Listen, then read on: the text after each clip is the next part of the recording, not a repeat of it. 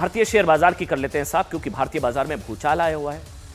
Share बाजार में गिरावट भारत में क्या मंदी रिटर्न्स का बड़ा इंडिकेटर है, यह बताना बहुत जरूरी है, क्योंकि शेयर बाजार में 28 साल की सबसे बड़ी गिरावट हुई है और एक दिन में 9 लाख करोड़ रुपए डूब चुके हैं। पिछले 5 महीनों की अगर बात करी जाए तो 5 महीनों में जो आंकड़ा है वो हैरान कर देगा आपको। 91 लाख करोड़ शेयर बाजार में अब तक की सबसे बड़ी गिरावट। 28 एक तरीके से आप कह सकते हैं ये 5 महीने में शेयर बाजार में 91 लाख करोड़।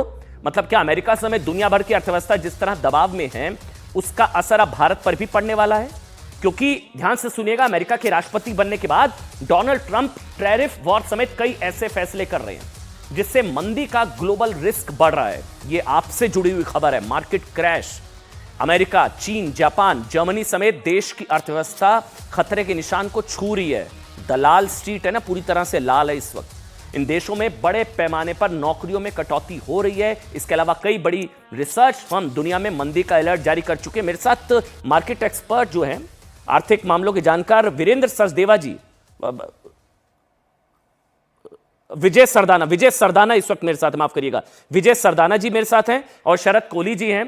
पहले विजय सरदाना जी, मुझे एक बार जल्दी से समझाइए, जितने भी लोग देख रहे हैं बहुत पैनिक की सिचुएशन है, लोग कह रहे हैं ये मौका भी है बाजार में घुसने का। मतलब ये मंदी की आहट है क्या, नंबर 1 ये सवाल। दूसरा, क्या ये मौका है शेयर बाजार में घुसने का या धोखा हो सकता है? अभी दूर रहे आप, जल्दी से आपका सजेशन सरदाना जी।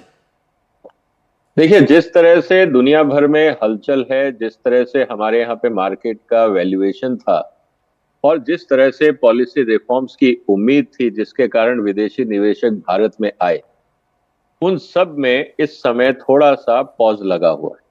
ठीक, जब से ट्रंप साहब आए हैं तब से पूरी दुनिया में हलचल है, क्योंकि कभी वो टैरिफ को लेकर, कभी ट्रेड को लेकर, कभी एक दूसरे पे रिटेलिएशन को लेकर, और उसके बदले में बाकी जो कंट्रीज हैं वो भी अपनी तरफ से रिटेलिएटरी मेजर्स जो ले रहे हैं अमेरिका के खिलाफ, तो एक अनसर्टेनिटी है।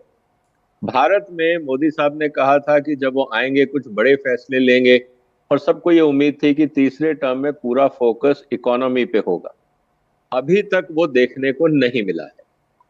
और तीसरी बात, जिस तरह से ओवरऑल मार्केट के अंदर भारत में भी अभी जो इन्वेस्टमेंट्स हैं या जो कंजम्पशन है, वो स्टोरी उस हिसाब से नहीं बढ़ी है जी। जो होना चाहिए था। स्टॉक मार्केट में जो कंपनियां, उनके जो अर्निंग्स हैं उस पे प्रेशर है, नया इन्वेस्टमेंट्स दिख नहीं रहा है। तो सारी चीजें अगर हम मिलाएं इस समय जी, तो इस समय स्थिति ये है कि एक कॉशियस मार्केट में रहना ठीक है। ठीक है। आप लॉन्ग टर्म की इंडिया की बात करते हैं, अच्छी बात है, डेमोक्रेटिक डिविडेंड हमको मिल सकता है, लेकिन उस पर काम करना पड़ेगा। ठीक है, शरद कोहली जी आपका टेक सर। क्या ये भी कहा जा रहा है जितनी बड़ी गिरावट है वो उस लिहाज से एक मौका भी है इस समय मार्केट में घुसने का, या अभी दूर रहना चाहिए थोड़े समय के लिए? शरद कोहली आपका टेक सर।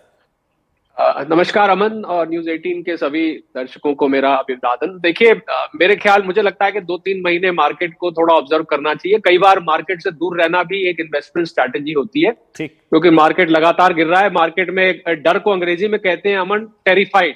ठीक है, तो मैंने उसका थोड़ा नाम बदला है, मैं उसको टेरिफाइड कह रहा हूँ कि ट्रंप साहब जब से आए हैं तो ये टैरिफ की बार बार बात करते हैं। आपको पता होगा 4 मार्च को जो मैक्सिको कनाडा के ऊपर टैरिफ लग रहा है उसको उन्होंने कंफर्म कर दिया है। 2 अप्रैल से जो रेसिप्रोकल टैरिफ, जिसकी बात सारी दुनिया पे असर होगा, वो भी उन्होंने कंफर्म कर दिया है। तो टैरिफ से सारी दुनिया डर गई है, क्योंकि देखिए इससे महंगाई बढ़ने का डर है। अमेरिका में सबसे बड़ा जो रिस्क है, क्योंकि अगर अमेरिका ऐसे टैरिफ लगाता रहेगा, ट्रंप साहब थोड़ा सा मुझे लग रहा है वो बाद में एहसास करेंगे, या उनको नहीं है, कि इससे अमेरिका में जिस महंगाई से अमेरिका त्रस्त था पिछले कोविड के बाद से, वही महंगाई वापस आ सकती है। इसका अर्थ यह हुआ कि जो फेड के रेट्स हैं, फेडरल जो रेट गिराता है, वो रेट नहीं गिरेंगे, और रेट नहीं गिरेंगे तो ग्रोथ पर असर होगा, ग्रोथ पे असर होगा तो कंपनियों पर असर होगा। इस बात को ज्यादातर लोग जो इस वक्त देख रहे हैं ना, सीधा सा सवाल सबके जहन में है कि ये मंदी की आहट है क्या?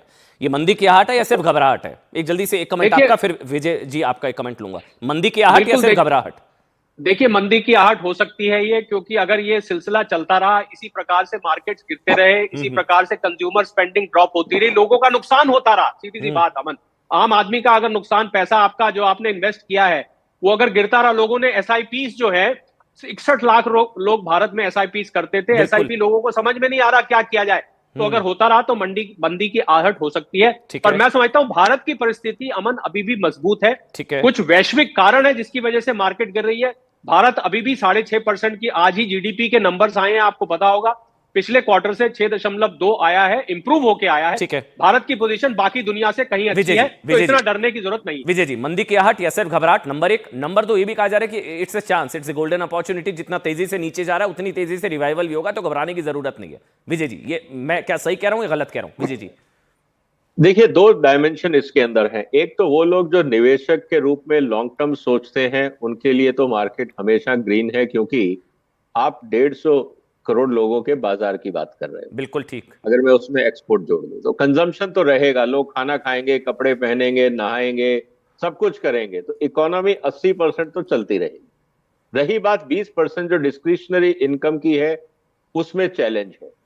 दूसरा जो सबसे बड़ा चुनौती है वो हमारे यहाँ जो रुपए की है, क्योंकि अभी भी जो भारत के लिए सबसे बड़ी चुनौती है कि हमारे यहाँ पे इंपोर्ट बढ़ रहा है, एक्सपोर्ट नहीं बढ़ रहा। यस। इसका मतलब ये है कि भारत सरकार को बहुत तेजी से डोमेस्टिक, जिसको एमएसएमई सेक्टर कहा जाता है, जो डोमेस्टिक रिफॉर्म्स हैं, क्वालिटी कंट्रोल है, इनोवेशन है, जो फंडामेंटल्स होते हैं किसी भी इकोनॉमी या इंडस्ट्रियल सेक्टर को ग्रो करने के लिए, जी, वो हमें ध्यान देना होगा। और सबसे बड़ा जो चैलेंज मेरे को दिख रहा है, ठीक सर। हम लगातार एमएसपी बढ़ाते हैं किसानों के वेलफेयर के लिए, लेकिन दुनिया में लगातार एग्रो कमोडिटीज के प्राइस नीचे जा रहे हैं। नीचे जा रहे हैं। और दूसरी तरफ ये कहा जा रहा है कि आप टैरिफ घटाइए, तो ये जो इम्पैक्ट ठीक है। आएगा इस पॉलिटिकल कारण से एग्रीकल्चर सेक्टर पे, वो बहुत ज्यादा चिंताजनक हो सकता है। ठीक है। इसीलिए भारत सरकार को इन हाउस अपने आप को स्ट्रांग करना होगा,